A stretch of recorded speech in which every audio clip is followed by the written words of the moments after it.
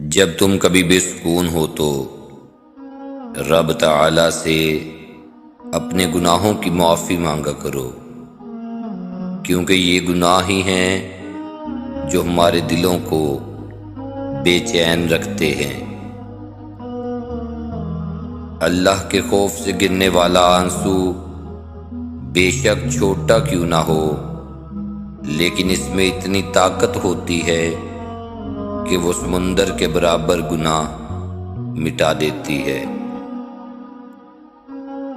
جس معاشرے میں اچھی اور معیاری تعلیم مہنگے داموں بیچی جائے، وہاں قوم کی فکر کرنے والوں کی بجائے ذریعہ معاش کی فکر کرنے والے ہی پیدا ہوتے ہیں۔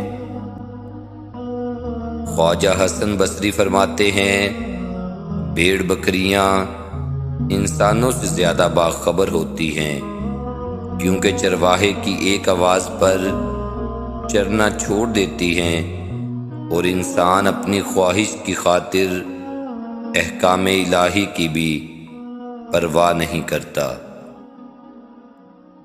مایوسیاں محسوس ہونے لگیں تو مہربانیاں گننا شروع کر دیں۔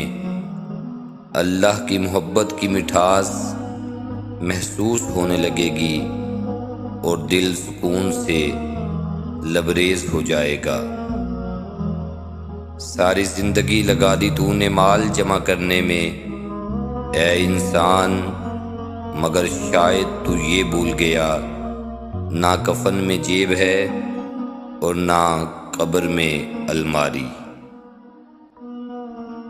ہر مسئلے کے لیے کوئی نہ کوئی حل ضرور ہوتا ہے، اور اسی حل کی موجودگی کے احساس کا نام امید ہے۔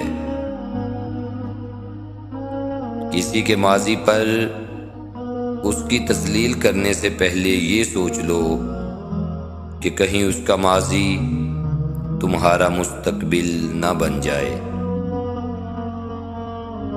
یہ دنیا بھی کتنی عجیب ہے، ایماندار کو بیوقوف اور بے ایمان کو عقل مند اور بے حیا کو خوبصورت کہتی ہے۔ گھر میں چھوٹی موٹی باتیں تو ہوتی رہتی ہیں، اور پرسکون زندگی گزارنے کے لیے ان باتوں کو نظر انداز کرنا اور ایک دوسرے کو برداشت کرنا ہی اصل رشتے نبھانا ہے۔ کسی انسان کی نرمی اس کی کمزوری کو ظاہر نہیں کرتی، کیونکہ پانی سے نرم کوئی چیز نہیں، لیکن پانی کی طاقت چٹانوں کو ریزہ ریزہ کر دیتی ہے۔